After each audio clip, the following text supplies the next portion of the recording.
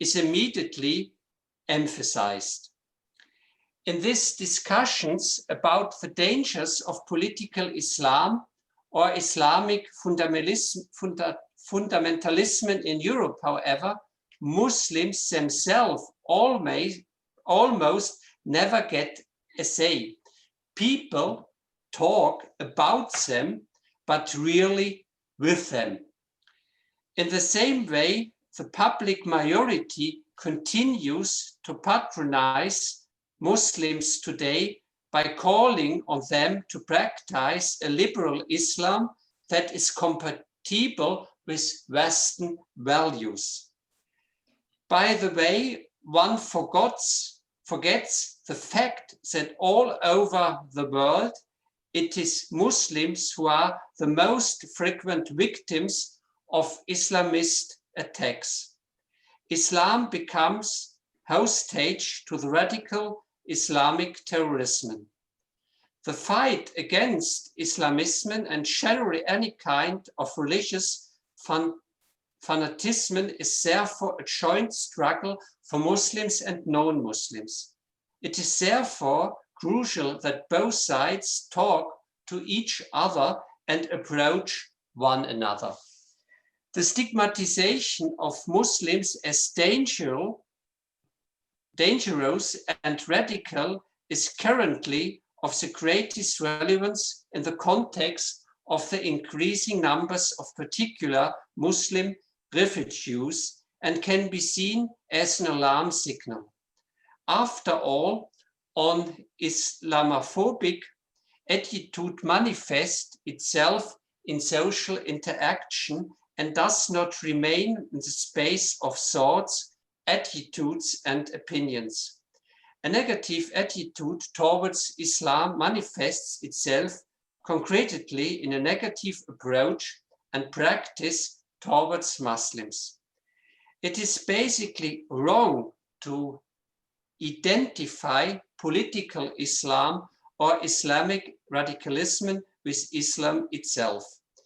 It is not religion that determines radicalization, but the stigmatization, discrimination, and experience of disregard of Muslims. This is precisely one of the main causes from which the Islamists draw their strength and which drives young people into their arms. Peace, tolerance, and human dignity are the basic values of our society, which we must respect and have to share with each other. Peace is the common call of all religions and the world views. By repeating the term salam in 36 places, the Quran urges people to peace and therefore also shows that Islam undoubtedly stands for peace. May our life once again be a choice for reconciliation among people, cultures, and religions, so that mutual respect, tolerance, peaceful coexistence in community can flourish on earth. I therefore wish today's conference a successful outcome and all participants the opportunity for enriching and fruitful exchange. Merci beaucoup, Dr. Reim, président du Conseil suisse des religions. Merci pour votre intervention. J'aimerais bien aussi profiter de l'occasion pour souhaiter le bienvenue à Dr. Manoukaim, secrétaire général du Conseil suisse des religions. Je demande à notre ami Ahmed Agil de nous traduire sommairement l'intervention de Monsieur le Président.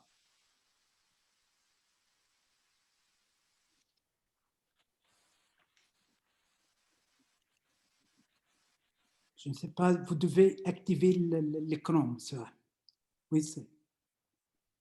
Oui, c'est à vous, monsieur Ahmed.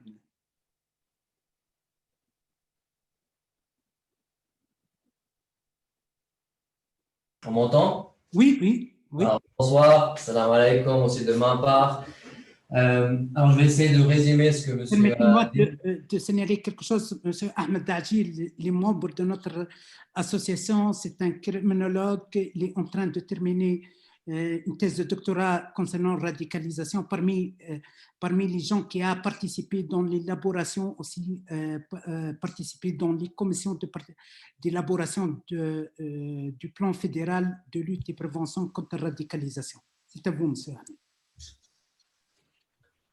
Alors, M. Rein, ce qu'il a dit, c'est que c'est avec plaisir qu'il est avec nous aujourd'hui sur ces conférences sur ce sujet de la position et de la place des musulmanes en Occident aujourd'hui.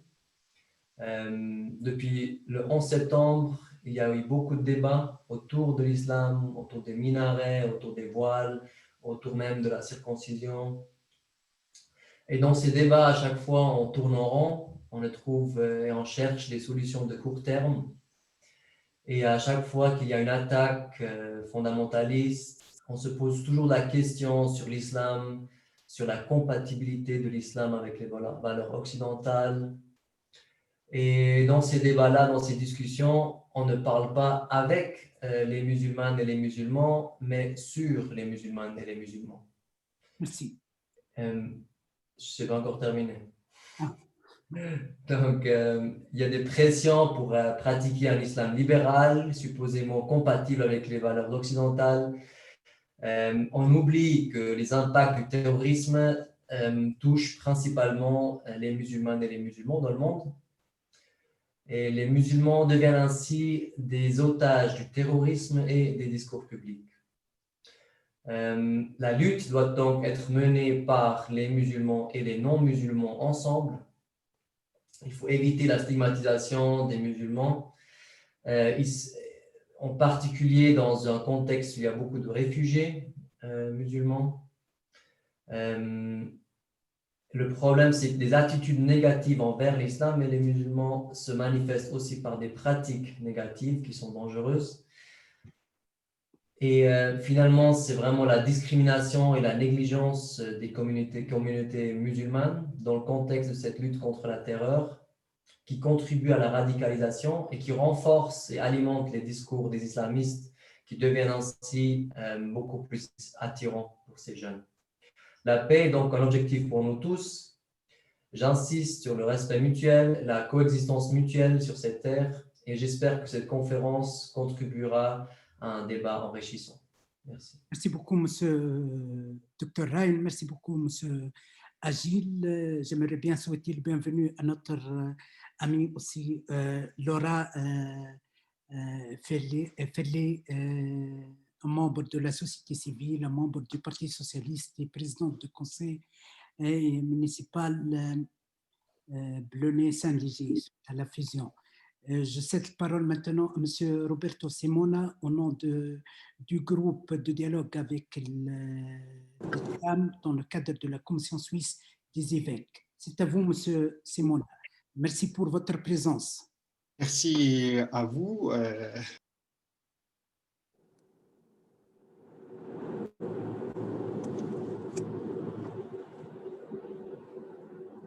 Voilà, vous m'entendez maintenant? Oui, oui, ça va. D'accord. Alors, je veux aussi souligner une chose. Donc, je suis aussi, parce que je représente cette association qui s'appelle Article 18. Oui. C'est une association que nous venons de fonder, justement parce que nous croyons profondément dans la question de la liberté de croyance et de religion. Et c'est un sujet sur lequel, sur le terrain, nous allons vraiment nous engager. Oui. Et je voulais aussi signer une chose, je suis un homme de terrain qui a travaillé surtout dans des pays en guerre. Et mon parcours plutôt académique va surtout sur les questions sociologiques. Et pour moi, je le dis aussi, la Bible et le Coran sont deux sources magnifiques pour comprendre qu'est-ce que c'est la liberté et pour construire vraiment une société unie, humaine, qu'aujourd'hui, de plus en plus, j'ai l'impression, qui se trouve de plus en plus sous un gros défi. Le sujet du colloque souligne deux mots qui peuvent devenir un obstacle dans la rencontre avec une autre personne. Acceptation et stigmatisation. Oui.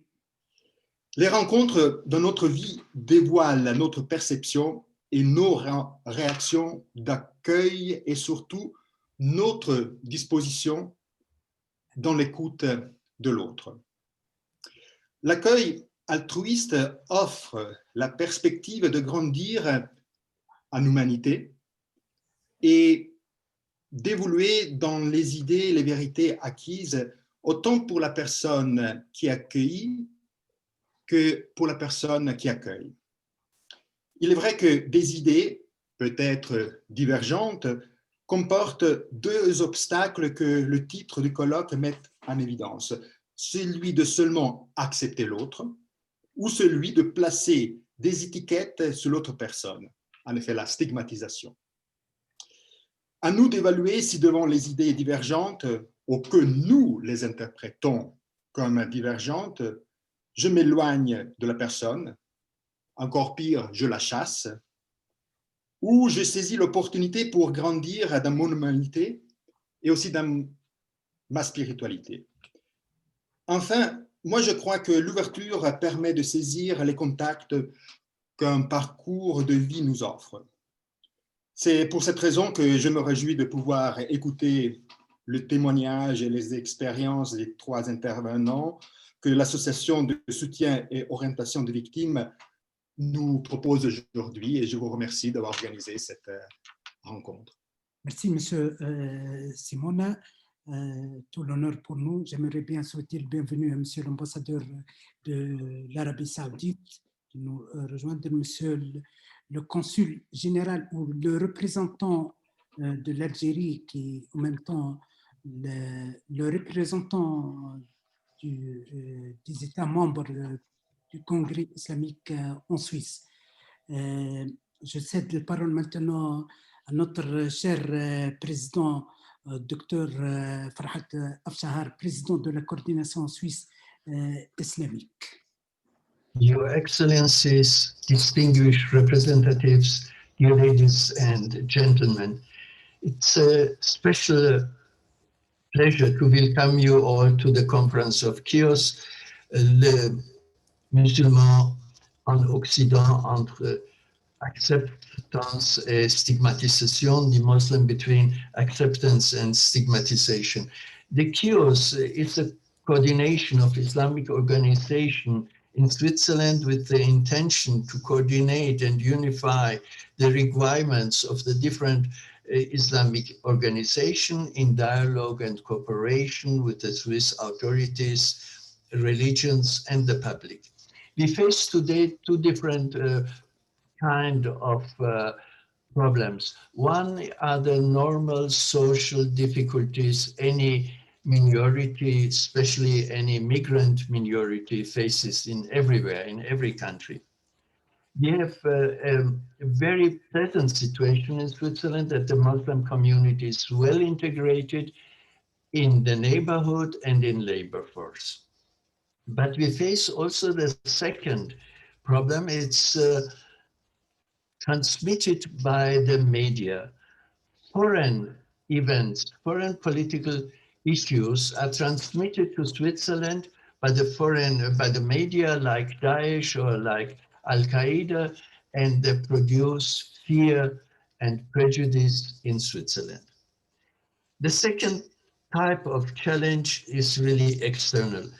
The political issue of foreign countries are transmitted to Switzerland, and they produce a lot of problems for the Swiss Muslim community living here in peace and in cooperation. Therefore, we are really seeking to intensify the cooperation between all peace-loving institutions and people in Switzerland and to achieve a very constructive cooperation as we have achieved it in the Swiss Council of Religion, as Dr. Harald Rhein has already stated. Thank you very much. Merci beaucoup, mon professeur Dr Farhat Afshahar, président de la coordination suisse islamique. je demande toujours